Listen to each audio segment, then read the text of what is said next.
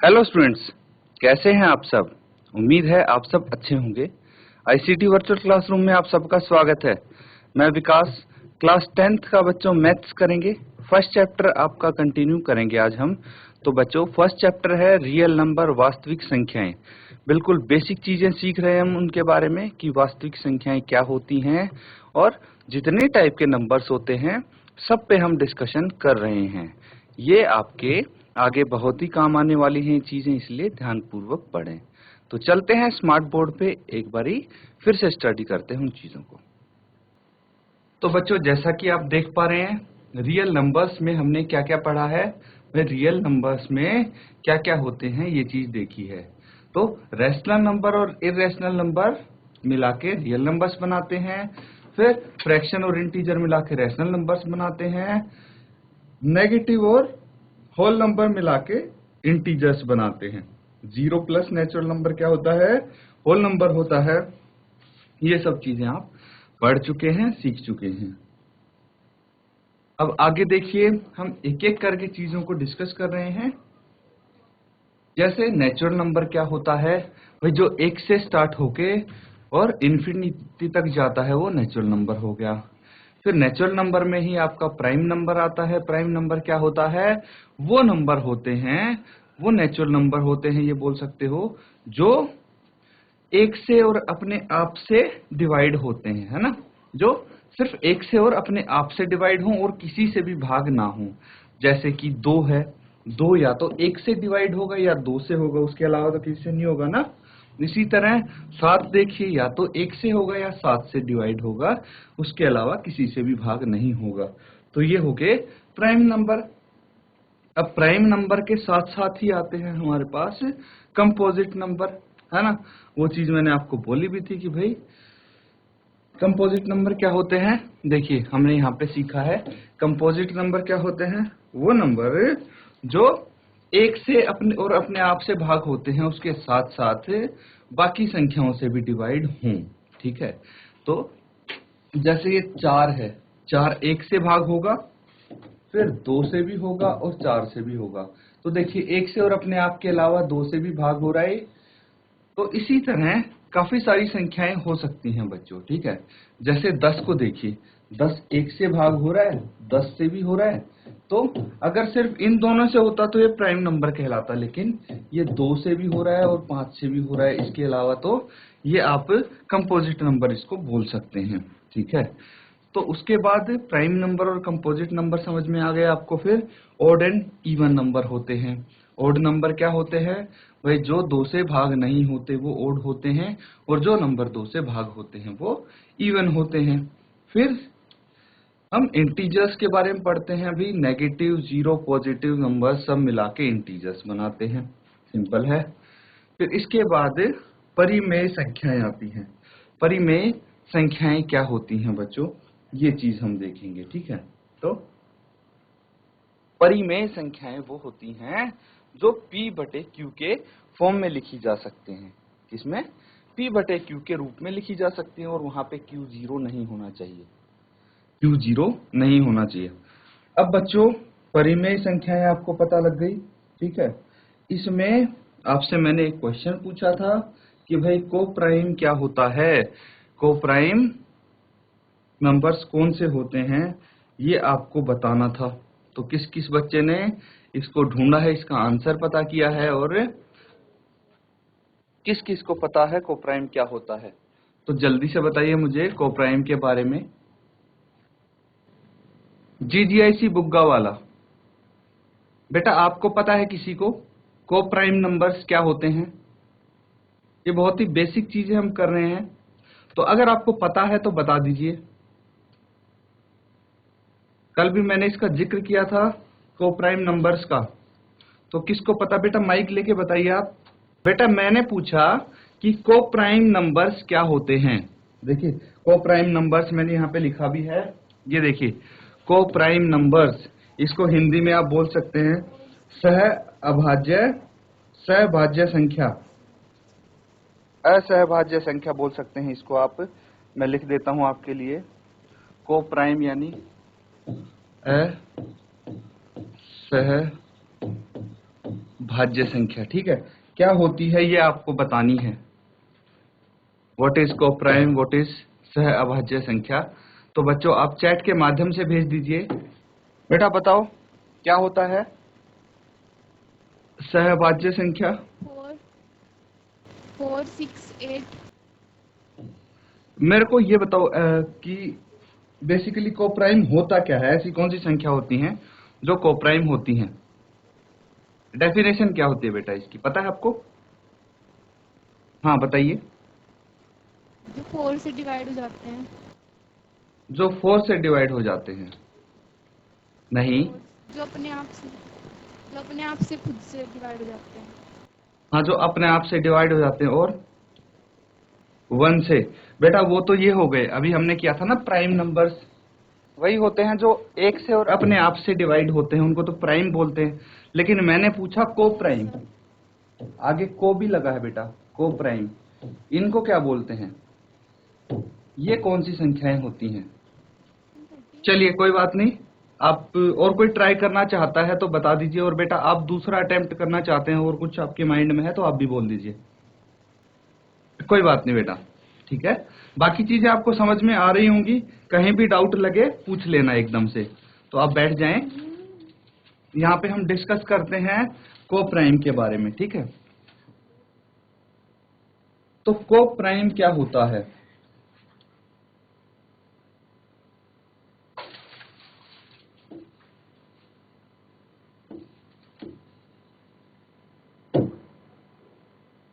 तो बच्चों ये वो नंबर्स होते हैं जिनका कोई कॉमन फैक्टर नहीं होता एक के अलावा। No common factors other than 1। अब ये क्या चीज हुई, क्या कोई समझ पा रहा है कि भाई एक के अलावा कोई भी कॉमन फैक्टर नहीं होता। जैसे मैं नंबर लेता हूं 3 और 5, 3 और 5, क्या ये को प्राइम है?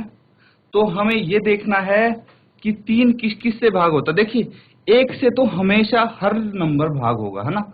कोई भी नंबर ले लीजिए, 1 2 3 4 5, कोई भी नेचुरल नंबर ले लीजिए, वो 1 से तो भाग होगा ही होगा।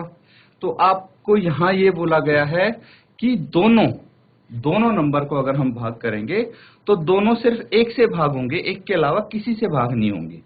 ये चीज यहाँ पे बोली गई है। तो जैसे मैं पूछता हूं कि क्या 3 और 5 को प्राइम है, कैसे पता लगेगा? भाई 3 को देख लीजिए, 3 क्या है, किसी से भी भाग नहीं होता, है ना। और 5 भी किसी से भाग नहीं होता, तो इसीलिए ये को प्राइम है। यस, आप बोल सकते हैं। अब वहीं पे मैं पूछता हूं कि क्या 4 और 8 को प्राइम है? तो यहाँ पे चेक करते देखिए, 4 किससे भाग होता है, 2 से भाग होता है, और 8 भी 2 से भाग होता है ना। और 8 तो 4 से भी भाग होता है, पर 4 भी 4 से भाग होता है ना। 4 भी 4 से भाग होगा और 8 भी 4 से भाग होगा। तो आप देख सकते हैं एक के अलावा इनके क्या क्या कॉमन फैक्टर हैं। 2 कॉमन फैक्टर है, मतलब 2 से दोनों भाग हो रहे हैं। ये 4 भी भाग हो रहा है, 8 भी भाग हो रहा है, इसीलिए ये कोप्राइम नहीं होगा। ठीक है, कोप्राइम ये नहीं होगा। एक और एग्जांपल लेते हैं कोप्राइम का। जैसे अगर मैं बोलूं कि भाई 4 है और 9 है, क्या ये कोप्राइम है? अगर आपने इस चीज से जितना समझा है उससे आप ये बताइए कि क्या 4 और 9 कोप्राइम है, असहभाज्य है संख्याएं।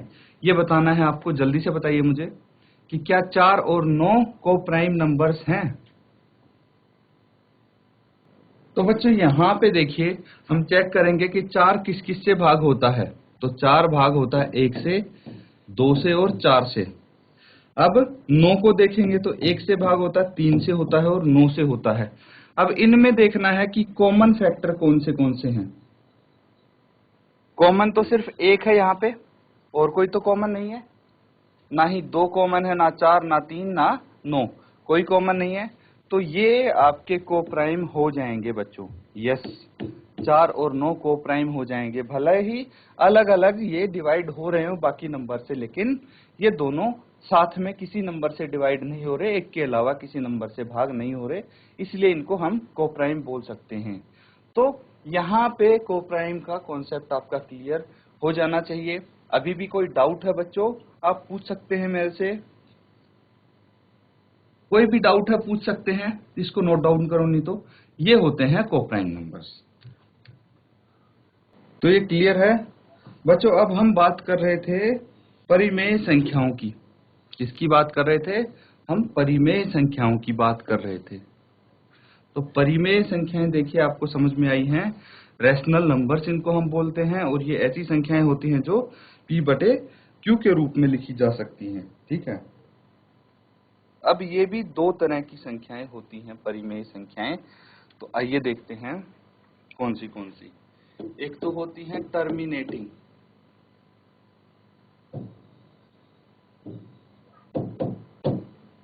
एक होती है नॉन टर्मिनेटिंग।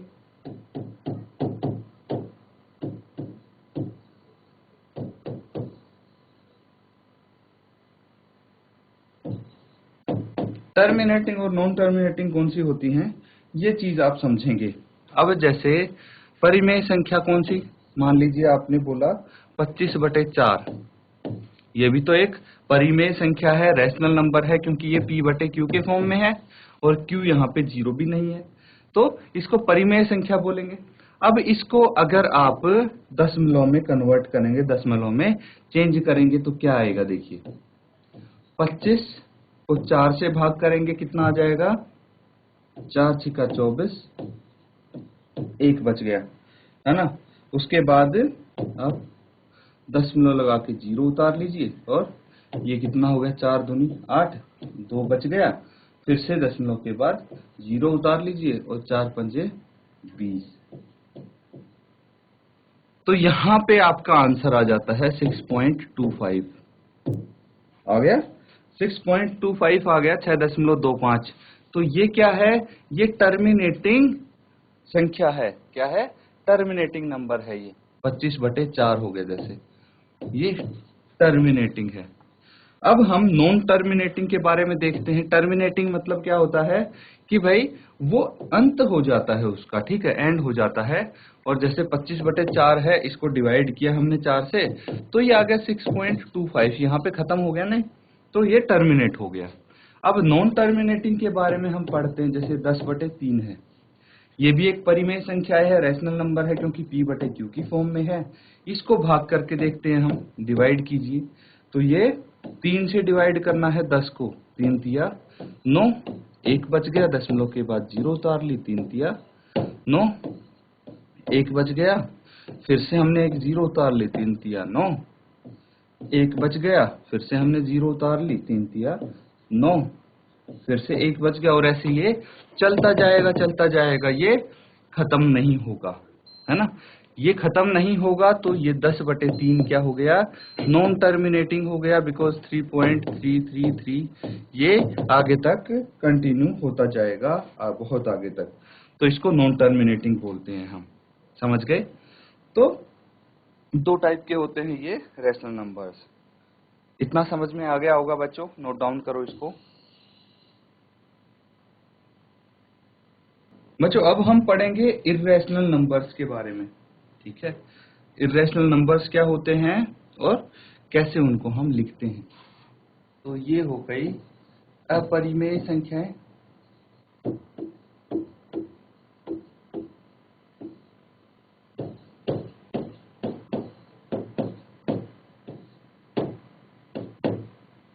यानी irrational numbers.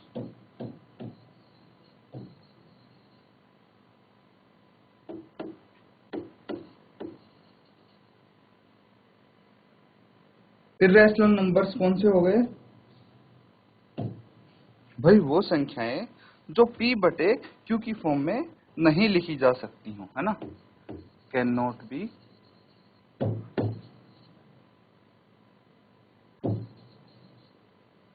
Return as P/Q। जैसे √2, √3, √5 ये सब क्या है? ये इर्रेशनल नंबर्स हैं, ठीक है, ये सब इर्रेशनल नंबर्स हैं। जैसे √2 की वैल्यू क्या होती है? √2 की वैल्यू होती है बच्चों 1.414 एंड सो ऑन, आगे कंटिन्यू होता रहता है ये। अब देखिए कि यहाँ पे एक संख्या आती है नॉन टर्मिनेटिंग। अभी आपने सीखा ना टर्मिनेटिंग और नॉन टर्मिनेटिंग, तो हम नॉन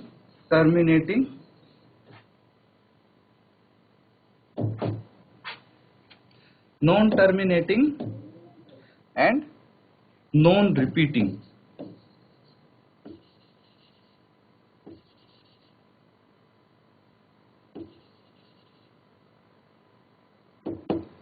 ये क्या चीज हो गई भाई? ना ही तो वो टर्मिनेट हो रही है और ना ही वो रिपीट हो रही है। एग्जाम्पल 43.872954 और एंड सो ऑन।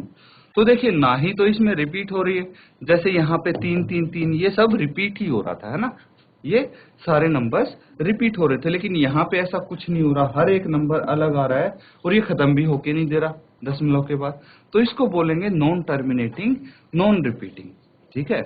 तो ये होते हैं बच्चों इर्रेशनल नंबर्स, अपरिमेय संख्याएं, इसको लिखेंगे आप। अब बच्चों हम सबसे पहले पढ़ने वाले हैं यूक्लिड्स डिवीजन लेमा के बारे में। ये एक महत्वपूर्ण टॉपिक है आपके सब्जेक्ट में, तो इसको देखेंगे हम।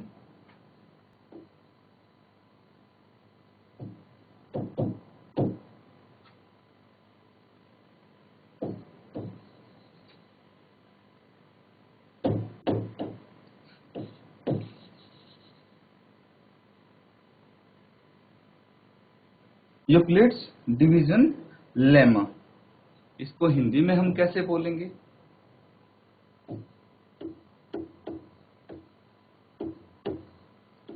यूक्लिड विभाजन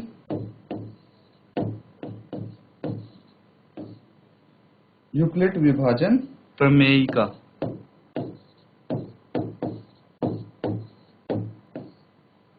यूक्लिड विभाजन प्रमेयिका इसको हम बोलेंगे। तो बच्चों क्या होती है लेमा या प्रमेयिका, इस चीज के बारे में हम थोड़ा सा यहाँ पे जान लेते हैं। लेमा हो गया या फिर प्रमेयिका इसको बोलते हैं।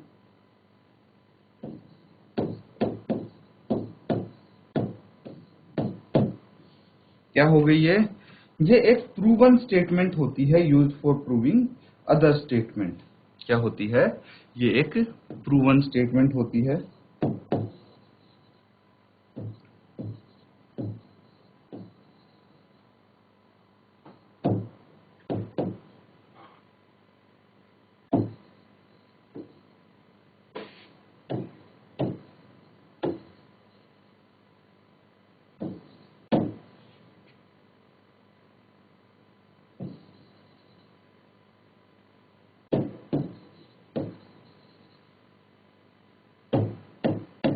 ये चीज समझिए आप कि ये एक सिद्ध किया हुआ कथन है। This is a proven statement, मतलब ये एक सिद्ध किया हुआ कथन है जिसका इस्तेमाल हम किस चीज के लिए करते हैं? एक अन्य कथन को सिद्ध करने के लिए इसका प्रयोग करते हैं। एक कथन हो गया, उसको प्रूव कर रखा ऑलरेडी, पहले से सिद्ध किया हुआ है, लेकिन उसका हम यूज कर रहे हैं, प्रयोग कर रहे हैं किसी दूसरे कथन को सिद्ध करने के लिए।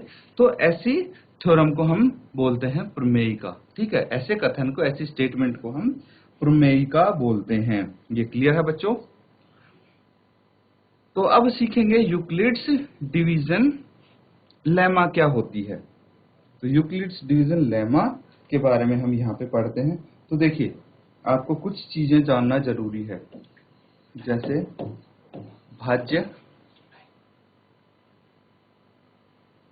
बराबर है भाजक इंटू भागफल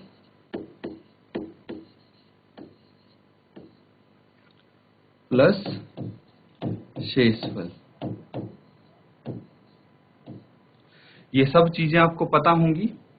तो देखिए हम इनको लिखते हैं, कैसे लिखते हैं। सबसे पहले यहाँ पे क्या आता है, डिविडेंड आता है। क्या आता है, डिविडेंड। भाज्य मतलब डिविडेंड, भाजक मतलब डिवाइजर,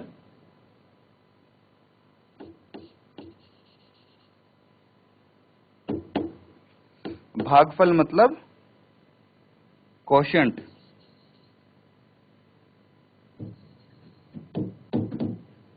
और शेषफल मतलब रिमाइंडर। ये चीज होती है। तो ऐसे डिवाइड करते हैं हम। डिवाइड करते टाइम देखिए यहाँ पे हमेशा क्या आता है आपका, एक तो आता है भाजक और एक होता है भाज्य, है ना। तो भाज्य यहाँ पे क्या हो गया, ये हो गया भाज्य और ये हो गया भाजक, भाज्य भाजक, ठीक है। और ये हो गया भागफल, और उसके बाद यहाँ जो शेष बचता है उसको शेषफल बोलेंगे, ठीक है। ये इस तरह से आते हैं। अब ये एक थ्योरम है, ठीक है। ये एक प्रमेय का है, जहां पे हम इसको, ये स्टेटमेंट है, ये पढ़िए, दो धनात्मक पूर्णांक a और b दिए रहने पर ऐसी अद्वितीय पूर्ण संख्याएं q और r विद्यमान है कि a बराबर है bq प्लस r, ये होंगी, ठीक है। तो जैसे हम यहाँ पे इसको a बराबर है bq प्लस r है, कैसे लिख सकते हैं, a यहाँ पे लिखेंगे, ठीक है, a यहाँ पे लिखेंगे, b यहाँ पे लिखेंगे, q ये हो गया और r यहाँ पे हो गया, ठीक है। तो ये एक स्टेटमेंट है ना। इसी को बोलते हैं यूक्लिड्स विभाजन प्रमेय का। आप इसके बारे में घर पे जाके पढ़ेंगे, देखेंगे कि भाई क्या चीज है ये। उसके बाद इसको और भी डिटेल में हम नेक्स्ट क्लास में डिस्कस करेंगे। तो यूक्लिड्स विभाजन प्रमेय का है, इस पे क्वेश्चंस हैं आपके काफी सारे। तो इसको अच्छे से एक बार देखिए आप, आपको बेटर समझ में आएगी। यहाँ पे हमने इसकी बेसिक चीजें डिस्कस कर ली हैं, देखिए, ठीक है। तो इसको नोट डाउन कर लीजिए। तो बच्चों यहाँ पे आपने देखा कि हमने कुछ टॉपिक्स आज कवर किए हैं रियल नंबर्स पे, और हमने एक थ्योरम की कुछ चीजें सीखी हैं, हमने एक लेमा की चीजें सीखी हैं, जो कि हैं यूक्लिड्स डिवीजन लेमा। ये क्या चीज है, आप इसको डिटेल में पढ़ के आएंगे। बेसिक चीजें मैंने यहाँ पे बता दी हैं, कल इसको यहाँ पे डिटेल में अगले सेशन में डिस्कस किया जाएगा। तो इसी के साथ बच्चों आज का सेशन खत्म करते हैं। Thank you and have a nice day.